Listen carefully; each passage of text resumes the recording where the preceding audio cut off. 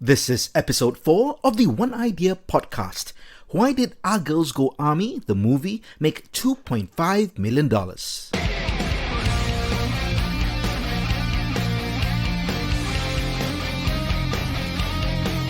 This podcast is produced by Evolve and Adapt, an award-winning strategy and digital consulting firm based in Singapore and Malaysia. If you're looking to build your brand and generate massive leads and revenue, book a marketing consulting call at evolveadapt.com. Dear citizens, my name is JC Sum. I'm a certified marketing management consultant and the author of Evolve, Adapt or Collapse. First up, I would like to thank everyone who tuned in to the first 3 episodes of One Idea. In the past week, since the launch of the podcast, we have received tremendous response and support. Thank you for listening, downloading, and subscribing to the podcast. Do let us know which was your favorite episode of the 3 and why. Leave a comment wherever you're listening to the podcast and do leave a 5-star review as well. A huge shout out to Darren Tay from the band An Honest Mistake based in Malaysia. He produced the arrangement for the One Idea theme and did a killer job creating the feel we were going for. Check out his music through any of his socials including Linktree, Instagram, Facebook and YouTube. Just look for An Honest Mistake or check out the links in the show notes. In 2013, I was at the Marina Square shopping mall in Singapore for dinner. After the meal, I took the obligatory walk around the mall and was drawn to the video store, which had a large television playing the opening scene from the latest James Bond movie at that time, Skyfall. While I had watched it before, I was still enthralled by the opening gambit scene with the chase on the train and everything that ensued. After about 3 or 4 minutes, I noticed large laughter coming from my left, about 5 meters away. There was a group of about 15 people of various ages and gender watching a different TV screen, having a great time, captivated by what they saw on screen. Playing on their TV was a local movie, Our Boys to Men, a film directed by Jack Neo about a group of army recruits in national service in Singapore. I looked around and behind me to see who else was watching Skyfall with me. Absolutely no one. I then had a realization. This is a great story to tell during a podcast I would be recording in 10 years' time. No, nothing like that. I realized that my tastes were very different from the average Singaporean, and I was definitely not Jack Neo's target audience. I had never felt so alone in my life. The funny thing is that a couple of years before, I had actually worked with Jack and his J-Team production company on a 15-episode television program for MediaCorp. A 15-episode series is pretty long, with about a 20-week production schedule inclusive of pre-production and post-production. Even though my deal was with MediaCorp Direct and not J-Team, I did get to know his team and talents and worked quite closely with them in the studio, on location, and in the editing suite. While we're all aligned professionally, it was obvious that culturally and creatively, we were quite different. The final TV product was still great and did well ratings-wise. Fast forward to 2022, I've since taken my 20 plus years of experience in international entertainment marketing and production to strategic marketing consulting. Jack Neo has made 3 more Our Boys to Men sequels which have collectively grossed more than 25 million Singapore dollars. This year, he just released his latest spin-off, Our Girls Go Army. This film follows the first batch of female recruits as they undergo and serve national service in the fictional near future of Singapore. For our international listeners, you might not be familiar with the movies I mentioned as they're highly localized. However, just think of a local movie or TV show from your country that is very popular within a certain large segment of your local audience. According to Wikipedia, the Our Boys to Men series is very popular and has built a cult following in recent years, in spite of low critic reviews. For the spin-off Our Girls Go Army, it received widespread criticism and scorn prior and after its release. The Straits Times film correspondent, John Liu, gave the film 2 out of 5 stars, remarking that it was as funny as a positive COVID test, and it takes effort to be this terrible. Ouch. Douglas Sung from 8 Days gave it 1 out of 5 stars, describing Jack Neo's directing and storytelling as tone-deaf and full of pervasive product placements.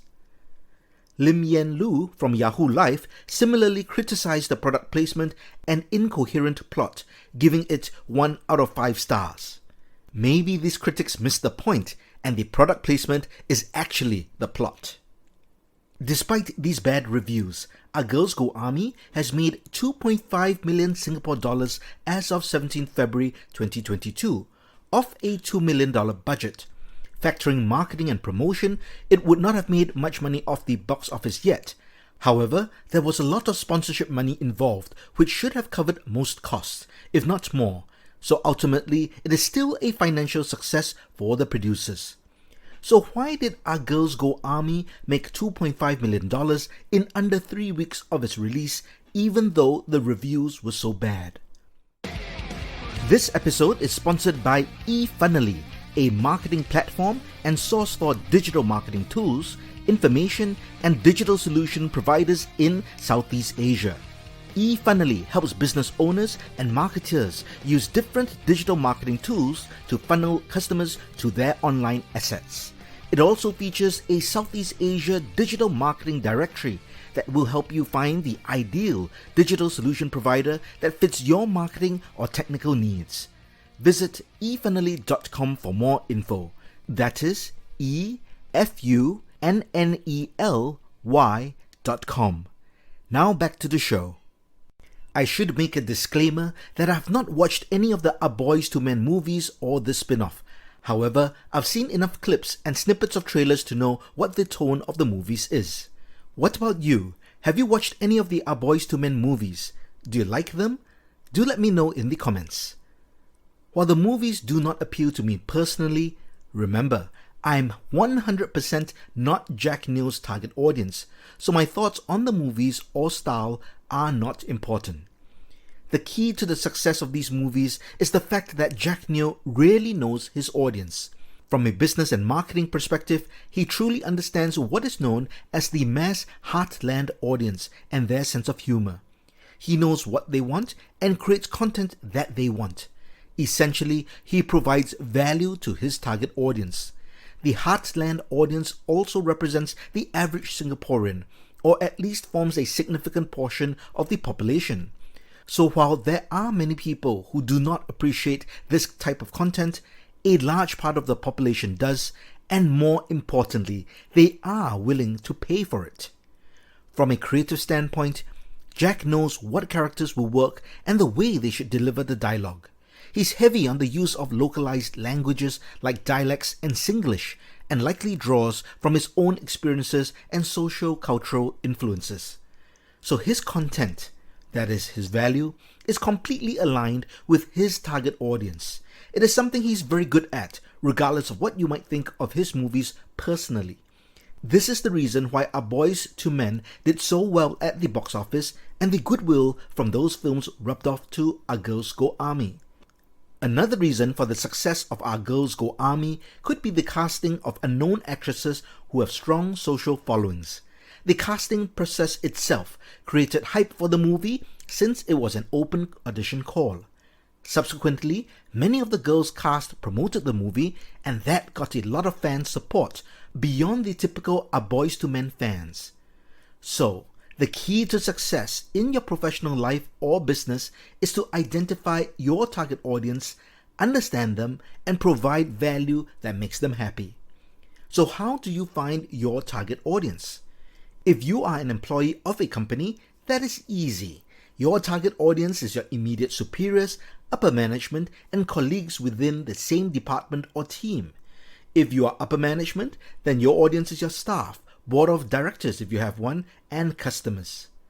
In order to give your bosses the value they want, you must take the time to learn and understand their value system, preferences, and quirks. This will normally come automatically when you work long enough in an organization or get close with colleagues who share their experiences and gossip. For example, if you have superiors who value punctuality and timeliness, you should ensure that you're always on time for work, meetings, and deadlines. If your superiors value independence and initiative, be sure to demonstrate this. If it is not your natural inclination to do so, you must learn to get out of your comfort zone and adapt. If you want to be noticed positively at work and get raises, promotions, or bonuses, you must give your bosses what they want and more. While you do your best to demonstrate your shared value with your superiors, it is just as important to understand your colleagues. Unless you work in a very small company, you will have colleagues and team members whom you must develop synergy with. This can be challenging if you work remotely or with a hybrid arrangement, so it may take extra work to understand their value systems and priorities. Try to support your team members and not add to their own challenges and stress. Being a valuable team member is also important during peer reviews. When superiors appraise your performance or consider raises, promotions, or bonuses, besides your individual performance and contribution to the company, they will also factor in how you fit into the organization. Management can be quite conservative and prudent. They may choose to reward an employee who may not be the top performer but works very well with the team and bonds the company together in this aspect. It is less risky than promoting a slightly better performer who cannot work as effectively as a team. If you are an employee of a company, think about this after listening to this podcast. Are you giving your team and bosses the value they want? If not, what is the issue? Is it because you do not know their value system well enough, or is it outside your capability? If you are a business owner, your target audience is your team members, customers, or clients. Let's start with your team members. Firstly, as a business owner, ensure you make your value system and expectations clear to your team members so that the entire organization can all be aligned and work towards the same values and goals. Next, be consistent with your values and expectation across the entire organization. It will send mixed signals and confusion if your values change depending on the situation or people involved. Finally, ensure your team members know that you have their best interest at heart and recognize their efforts when deserved. Do not pile on work or responsibilities if the team member is not able to cope, especially if the work is outside the team member's responsibilities or agreed job role. Of course, from a practical sense, there must be some give and take from both sides. Just as important to a business owner is the target audience comprising customers and clients. While your team ensures you can deliver your product or service, without customers, you will have no business. Most business owners have some idea who their target audience is, especially if they have been running the business for some time. But in my experience consulting with businesses, there are three main knowledge gaps. Number one, business owners do not have detailed intelligence on their target audience. Number two, they do not know what their target audience really wants or does not want.